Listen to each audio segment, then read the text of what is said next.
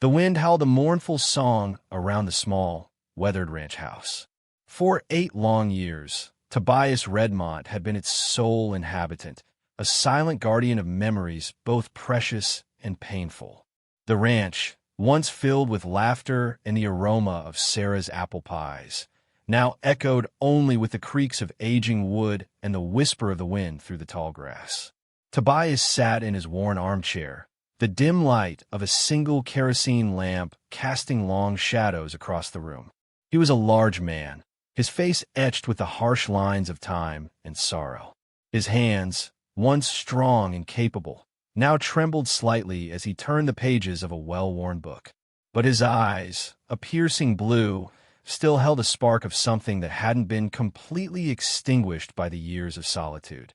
Outside, the storm raged. Rain lashed against the windows, and thunder rumbled in the distance.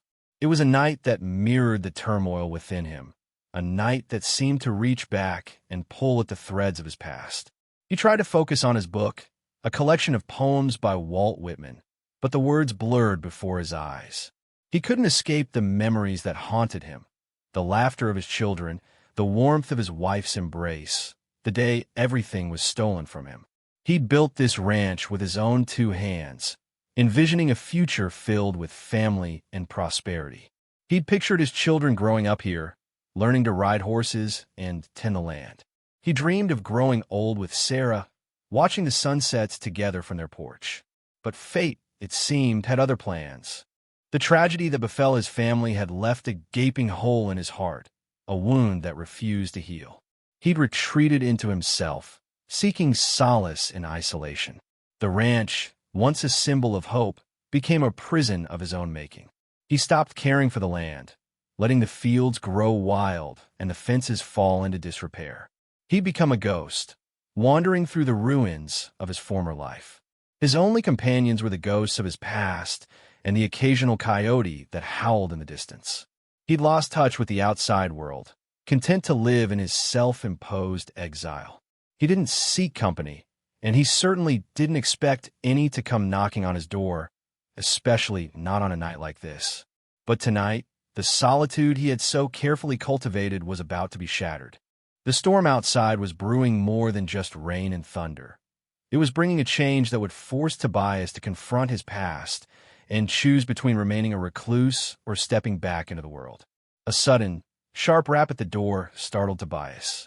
He hadn't had a visitor in years, and the unexpected sound sent a jolt of adrenaline through his system.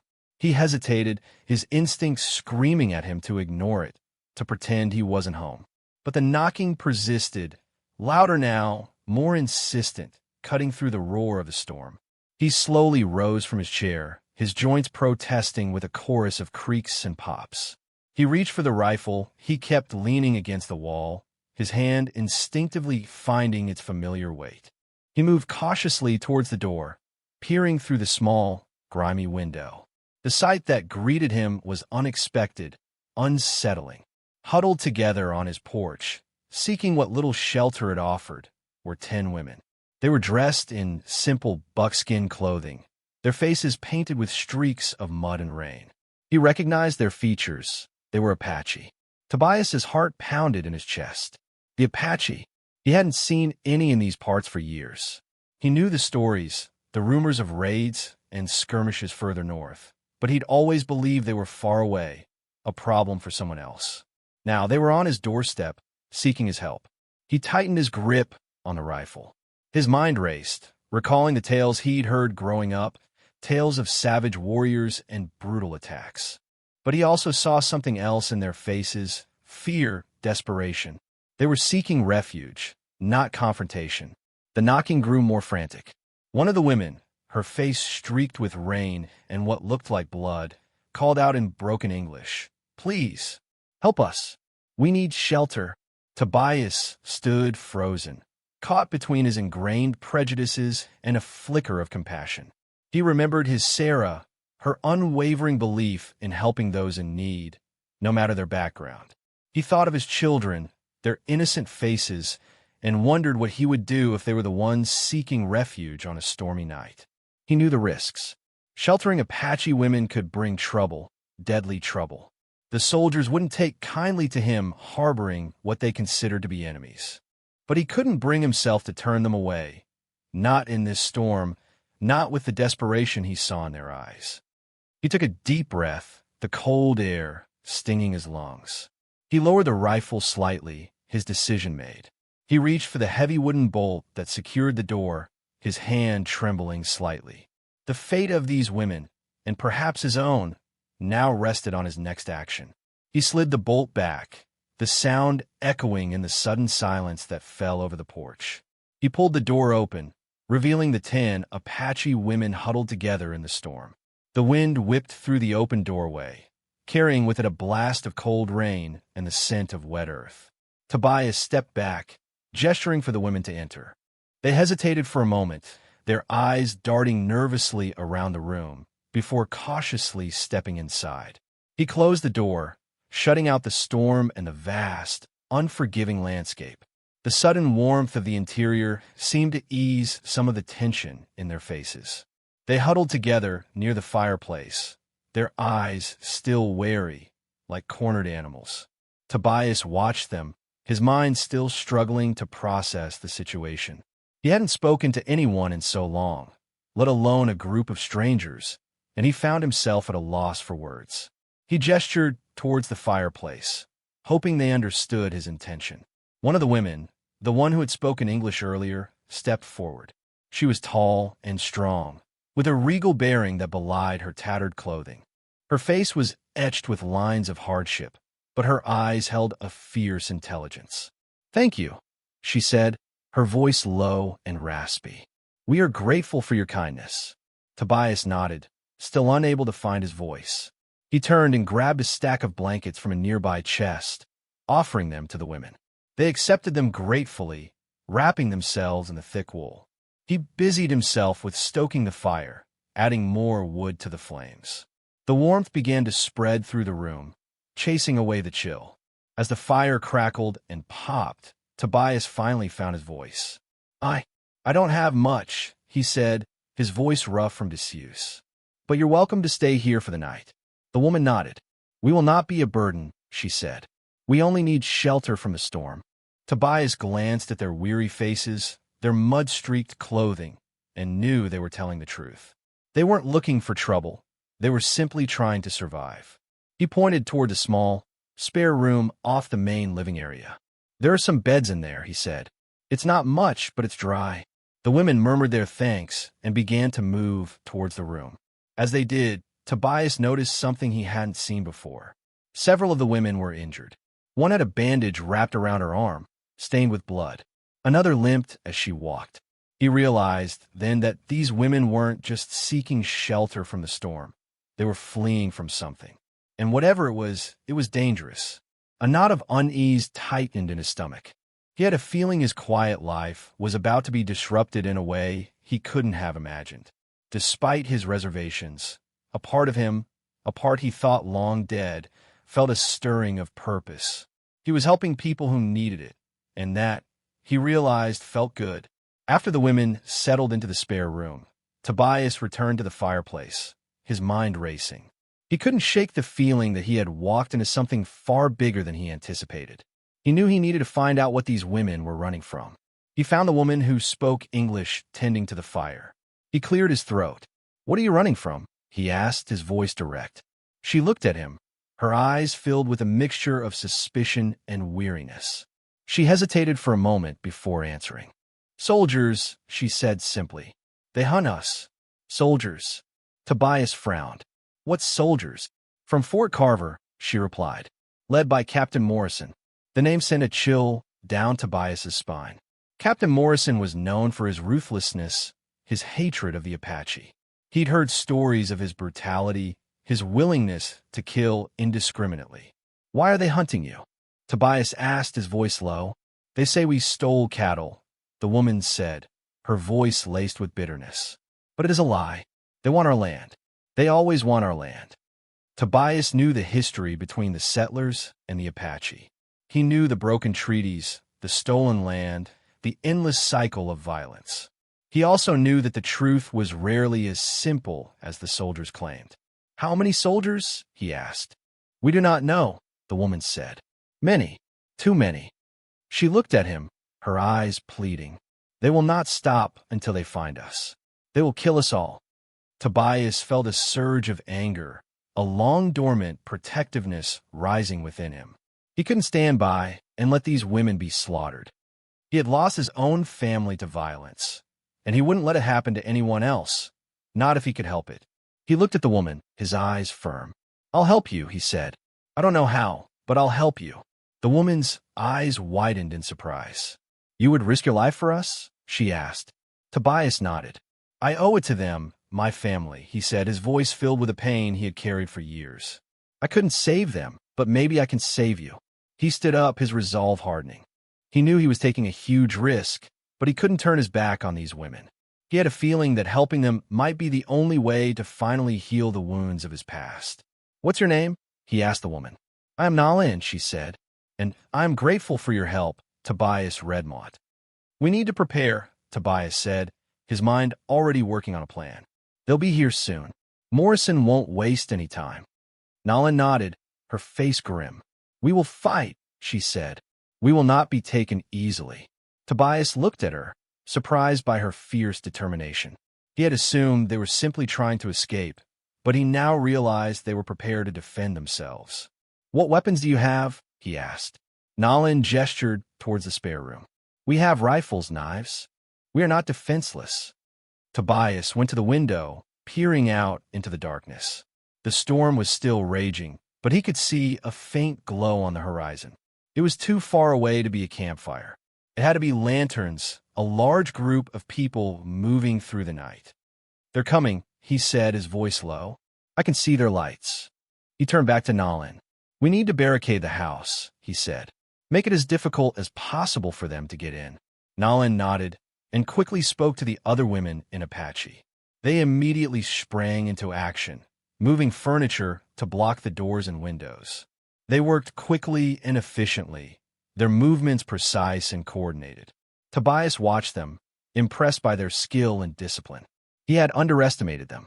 He had seen them as victims, but they were warriors.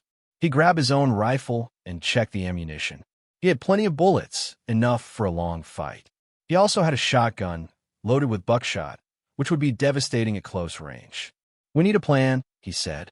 We can't just sit here and wait for them to attack. Nalin looked at him, her eyes thoughtful. We know the land, she said. We can use it to our advantage. She pointed to a narrow gully that ran along the side of the house. We can set an ambush there, she said. When they come close, we could surprise them. Tobias considered her suggestion. It was risky, but it might be their only chance. He trusted Nalin's knowledge of the land, her understanding of the enemy. All right, he said. Let's do it. He knew they were facing overwhelming odds. Captain Morrison and his soldiers were well-armed and well-trained. But Tobias and the Apache women had something they didn't, a will to survive, a determination to fight for their freedom. And that, he knew, could make all the difference. The storm outside continued to rage, mirroring the storm that was about to break inside the small ranch house. Tobias watched as Nalin and the other women moved with a quiet confidence, their faces set with grim determination. They were no longer the frightened refugees who had sought shelter at his door. They were warriors, ready to defend themselves and their freedom. He realized he had made a mistake in judging them based on his preconceived notions. He had seen them as helpless victims, needing his protection, but they were far more capable than he had imagined. He was now fighting alongside skilled, resourceful women who knew how to survive in a harsh and unforgiving world. He joined Nalin at the window, peering out into the darkness. The lanterns were getting closer, their light illuminating the rain-soaked landscape. He could hear the faint sound of horses' hooves and the murmur of voices. They're almost here, he said, his voice tense. We are ready, Nalin replied, her voice calm and steady. She pointed to the gully. 2 women will go there, she said. The rest will stay here to defend the house. She selected 2 of the youngest women, both of whom looked barely old enough to be carrying rifles. But their eyes were hard, their faces resolute. They moved silently out the back door, disappearing into the darkness. Tobias felt a surge of admiration for Nalin. She was a natural leader, inspiring confidence and loyalty in her followers. He was grateful to have her by his side. He took a deep breath, trying to calm his nerves. He hadn't been in a fight in years, and he wasn't sure if he still had what it took. But he knew he couldn't let these women down. He had made a promise to help them, and he intended to keep it. He checked his rifle one last time, making sure it was loaded and ready to fire. He looked at Nalin, his eyes filled with determination. "Let's do this," he said. Nalin nodded, a faint smile playing on her lips. "For our people," she said. They moved into position, waiting for the soldiers to arrive. The storm raged around them, the wind howling like a banshee. The sound of the approaching soldiers grew louder, closer. The moment of truth was at hand. Tobias knew that what happened in the next few minutes would determine their fate. He just hoped they were ready for what was coming. He knew one thing for sure. These women were not going down without a fight. They were Apache, and they were warriors. He was proud to stand beside them. The first shots rang out, shattering the tense silence. The two Apache women in the gully had sprung their ambush, firing on the lead scouts. The soldiers, caught by surprise, returned fire, their shots ripping through the darkness. Tobias and Nalin, positioned at the windows of the house, opened fire as well, targeting the soldiers who were trying to take cover. The battle had begun. The soldiers quickly regrouped, their superior numbers giving them an advantage. They charged towards the house, firing their rifles and shouting orders. The bullets hammered against the walls, splintering the wood and sending shards flying. Tobias fired his rifle again and again, taking aim at the soldiers who were getting too close. He was a skilled marksman, his years of hunting having honed his skills. He managed to take down several soldiers, slowing their advance. Nalin and the other women fired with deadly accuracy, their shots finding their mark with alarming frequency. They were fighting for their lives, and they were not holding back. The soldiers managed to reach the porch, where they began to batter down the door. Tobias grabbed his shotgun, knowing that he would need it for close-quarters combat. The door splintered and crashed open, and the soldiers poured into the house. Tobias fired his shotgun, the blast ripping through the small space, sending soldiers flying. The house became a chaotic battleground, with soldiers and Apache women fighting hand-to-hand. The air was filled with the sounds of gunfire, screams, and the clash of steel. Tobias fought like a man possessed, his grief and anger fueling his every move. He wrestled with a soldier, disarming him and smashing him against the wall. He then turned and shot another soldier who was trying to flank him.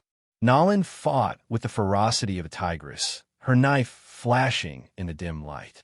She moved with incredible speed and agility, dodging blows and striking with deadly precision. Despite their courage and skill, the Apache women were outnumbered. The soldiers were slowly gaining the upper hand. Tobias knew that they couldn't hold out much longer. They needed a miracle. Just when it seemed like all hope was lost, the two Apache women from the gully reappeared, firing on the soldiers from behind. The soldiers, caught in a crossfire, began to panic. Tobias seized the opportunity, rallying the remaining Apache women and launching a counterattack. They fought with renewed vigor, driving the soldiers back towards the door. The soldiers, demoralized and outnumbered, finally broke and ran, retreating into the darkness. The battle was over. For now, Tobias stood panting, his body aching, his clothes soaked with sweat and blood.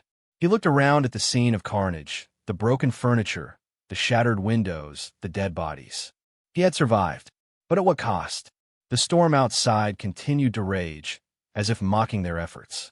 He knew that Captain Morrison would be back, and next time, he would be even more determined to win. After the soldiers retreated, an eerie silence descended upon the ranch. The only sound were the crackling of the fire and the relentless drumming of the rain. Tobias surveyed the damage, his heart heavy with the cost of the battle. Several of the Apache women were wounded, some seriously. He knew they needed medical attention, but he had no supplies. "We need to leave," Nalin said, her voice urgent. "They will be back, and they will be more prepared." Tobias nodded. He knew she was right. They couldn't stay here. The ranch was no longer safe. "Where can we go?" he asked. "To the mountains," Nalin replied. "We know a place where we can hide." Tobias looked at the wounded women, his heart filled with concern. He wasn't sure if they could make it, but he knew they had no choice. "All right," he said. "Let's go." They gathered what little supplies they had and prepared to leave. Tobias helped the wounded women onto the horses, his muscles straining with the effort. As they were about to depart, Tobias noticed something glinting in the mud near the porch. He bent down and picked it up. It was a small, silver locket. He recognized it immediately. It was Sarah's. His heart skipped a beat. He hadn't seen this locket in years. He thought he had lost it. He opened it up and looked at the picture inside. It was a picture of Sarah and their children, taken years ago. A wave of grief washed over him, threatening to overwhelm him. He clutched the locket tightly in his hand, tears streaming down his face. He remembered the day Sarah had given him the locket. It was their anniversary, and she had wanted him to have something to remember her by when he was away. He had worn it every day until the day she died. He closed his eyes, trying to block out the pain. He couldn't afford to break down now. He had to be strong for the sake of the Apache women. He took a deep breath, wiping away his tears. He tucked the locket into his pocket, close to his heart. He knew that Sarah would want him to help these women, to protect them from harm. He mounted his horse, his face set with determination. He looked at Nalin, his eyes filled with resolve. "Let's go," he said. "We have a long journey ahead of us." They rode off into the night, leaving the battered ranch behind. The storm still raged, but Tobias no longer felt alone. He had found a new purpose in life, a new reason to fight. He was no longer just a grieving widower. He was a protector, a guardian. He was ready to face whatever challenges lay ahead. He had Sarah's love in his heart and the Apache women by his side. He knew that, together, they could overcome anything. The mountains awaited. The journey to the mountains was arduous. The storm showed no signs of abating, and the terrain was treacherous. The wounded women struggled to keep up, their faces etched with pain. Tobias and Nalin took turns scouting ahead, making sure the path was clear. They knew that Captain Morrison wouldn't give up easily. He would be tracking them, determined to capture them. As they rode, Nalin shared stories of her people, their traditions, their struggles. Tobias listened intently, learning about a culture he had never understood before. He began to see the Apache not as savages, but as human beings with their own hopes and dreams. He also shared stories of his past, of Sarah and his children. He told Nalin about their dreams for the ranch, their hopes for the future. He spoke of the day they were taken from him, the day his world had shattered. Nalin listened with compassion, her eyes filled with understanding. She knew what it was like to lose loved ones, to have your world turned upside down. As they traveled deeper into the mountains, they came across a small stream. They stopped to rest and water the horses. While the others rested, Tobias and Nalin scouted the area, looking for signs of pursuit. They found tracks, fresh horse tracks, heading in their direction. "They're getting closer," Tobias said, his voice grim. "We need to find a place to make a stand." Nalin nodded. "I know a place," she said. "A narrow canyon with high cliffs on either side. It will be difficult for them to attack us there." They led the group to the canyon, their hearts pounding with anticipation. They knew that another battle was inevitable. As they entered the canyon, they set up an ambush. They hid behind rocks and bushes, waiting for the soldiers to arrive. It wasn't long before they heard the sound of horses' hooves. The soldiers were coming. Tobias took a deep breath, trying to calm his nerves. He looked at Nalin, his eyes filled with determination. "Remember the plan?" he said. Nalin nodded. "We will fight like our ancestors," she said. "We will not surrender." The soldiers rode into the canyon, their rifles at the ready. They were expecting a fight. As soon as they were within range, Tobias and the Apache women opened fire. The soldiers, caught by surprise, scrambled for cover. The canyon became a deadly shooting gallery, with bullets flying in all directions. The soldiers were pinned down, unable to advance. Tobias fired his rifle again and again, taking down one soldier after another. He was fighting with a skill and ferocity he didn't know he possessed. Nalin and the other women fought with equal determination, their shots finding their mark with deadly accuracy. They were defending their lives, their freedom, their way of life. The battle raged for hours, with neither side gaining the upper hand. But slowly, the tide began to turn. The soldiers, outnumbered and outmaneuvered, began to lose heart. Tobias saw an opportunity and seized it. He led a charge, urging the Apache women to follow him. They surged forward, firing their rifles and shouting war cries. The soldiers, overwhelmed by the sudden attack, broke and ran, retreating out of the canyon. The battle was over. They had won. Again. But for how long? Tobias knew that their journey was far from over. They were still being hunted. They still had a long way to go. But for now, they had survived. And that was all that mattered. He looked at Nalin, his eyes filled with gratitude. "We did it," he said. "We turned the tide." Nalin smiled, her face weary but triumphant. "Together," she said, "we are stronger together." The respite in the canyon was brief. Nalin knew they couldn't stay there for long. Morrison would regroup, and he would be back with more men. They needed to find a safer place, a place where they could truly be hidden. "There's a cave," Nalin said, "high in the mountains. It is a sacred place for my people. Few know of its existence." Tobias trusted Nalin's judgment. He knew that if anyone could find a safe haven, it was her. They continued their journey, climbing higher and higher into the mountains. The terrain became even more treacherous, the air thin and cold. After several days of arduous travel, they finally reached the cave.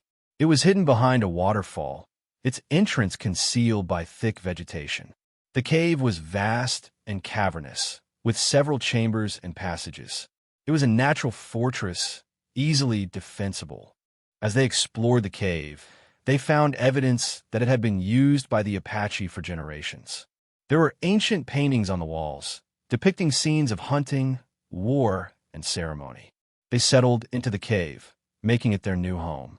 They gathered firewood, hunted for food, and tended to the wounded. One evening, as they sat around the fire, Nalin told Tobias a story. It was a story about her grandfather, who had been a great warrior. He had fought against the white man for many years, defending his people's land and their way of life. He was betrayed, Nalin said, her voice filled with sadness. He was captured by the soldiers and taken to Fort Carver. Tobias listened intently, his heart pounding with dread. He had a feeling he knew where this story was going. He was tortured, Nalin continued. They wanted him to reveal the location of our sacred places. She paused, her eyes filled with tears. He refused. He died without giving them what they wanted.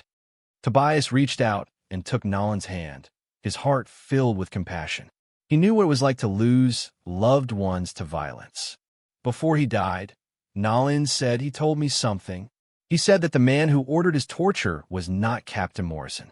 It was someone higher up. She looked at Tobias, her eyes filled with suspicion. He said it was Colonel Bradley.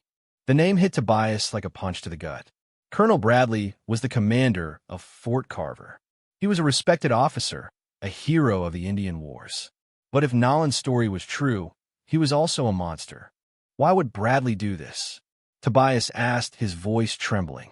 My grandfather said that Bradley wanted our land, Nalin replied. He wanted to build a railroad through our territory. He was willing to do anything to get it. Tobias felt a surge of anger, a long-dormant rage boiling within him.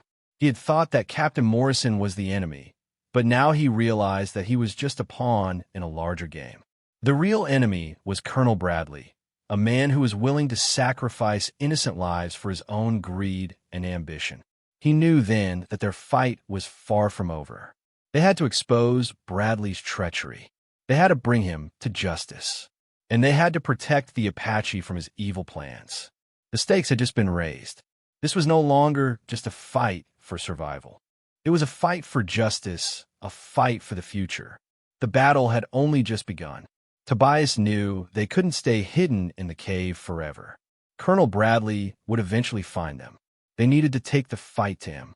They needed to expose his crimes to the world. We need proof, Tobias said. We need evidence that Bradley is behind all of this. Nala nodded. There's a man, she said, a soldier at Fort Carver. He is a good man. He does not agree with what Bradley is doing. Can we trust him? Tobias asked. I believe so, Nalin replied. He is a friend of my people. He has helped us in the past. Tobias knew they were taking a risk, but they had no other choice. They needed inside information if they were going to bring Bradley down. All right, he said. Let's find this soldier. They left the cave under the cover of darkness, making their way towards Fort Carver. The journey was perilous, but they were determined to succeed. After several days of travel, they reached the outskirts of the fort. They hid in the shadows, waiting for the right moment to make contact with the soldier. Nalin signaled to Tobias, pointing to a figure walking along the perimeter of the fort. It was a young man, dressed in a soldier's uniform. They approached him cautiously, their weapons drawn. The soldier turned, his eyes widening in surprise. Don't be afraid, Tobias said. We need your help. The soldier hesitated for a moment before speaking. Who are you? He asked. We are friends of the Apache, Tobias replied. We know about Colonel Bradley's crimes. The soldier's eyes narrowed. How do you know about that? He asked. It doesn't matter, Tobias said. What matters is that you help us. We need proof to expose Bradley's treachery. The soldier thought for a moment before answering. I can help you, he said. I have seen things. I have heard things. I know what Bradley is capable of. He led them to a hidden location near the fort, where he had been storing documents and letters that proved Bradley's involvement in the violence against the Apache. Tobias examined the documents, his heart pounding with anger. The evidence was damning. Bradley had been orchestrating the attacks, ordering his men to kill innocent civilians and stealing their land. This is enough, Tobias said. We can use this to bring him down. The soldier nodded. But it won't be easy, he said. Bradley is powerful. He has many friends in high places. We don't care, Tobias replied. We will fight him no matter what the cost. He knew that they were facing a formidable enemy, but he was no longer afraid. He had found a new purpose in life, a new reason to fight. He was fighting for justice, for the Apache, for Sarah and his children. He was ready to face whatever challenges lay ahead. He had the truth on his side, and that, he knew, was the most powerful weapon of all. The time for hiding was over. It was time to confront Colonel Bradley and expose his crimes to the world. The final battle was about to begin. Tobias and Nalin knew they couldn't directly confront Colonel Bradley at Fort Carver.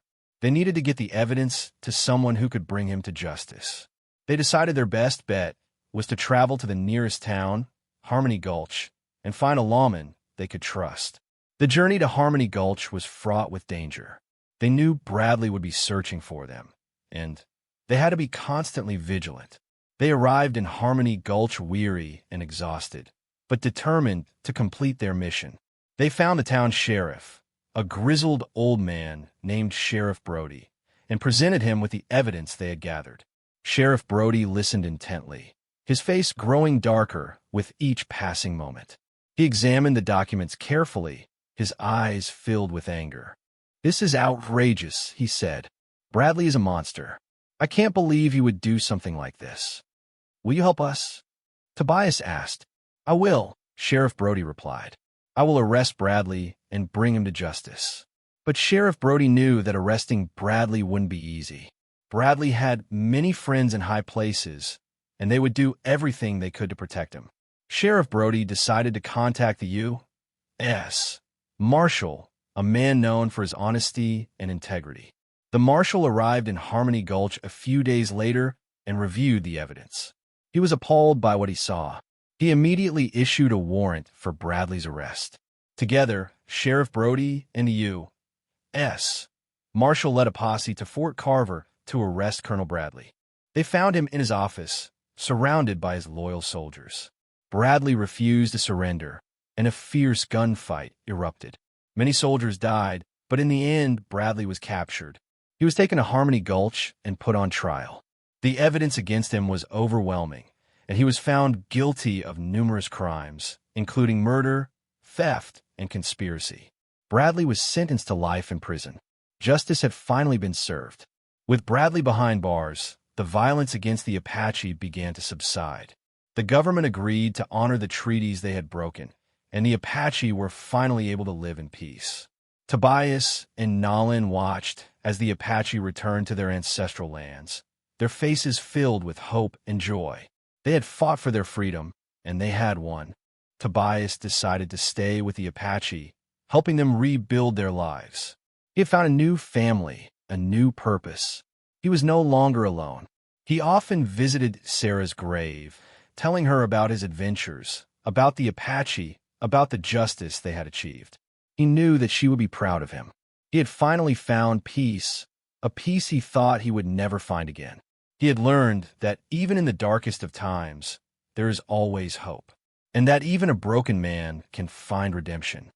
He spent his remaining days helping the Apache, teaching the children how to read and write, sharing his knowledge of the land. He was finally home. He was finally at peace, and he knew that Sarah was watching over him, smiling. The Apache were safe, and he was finally free. A new beginning for everyone.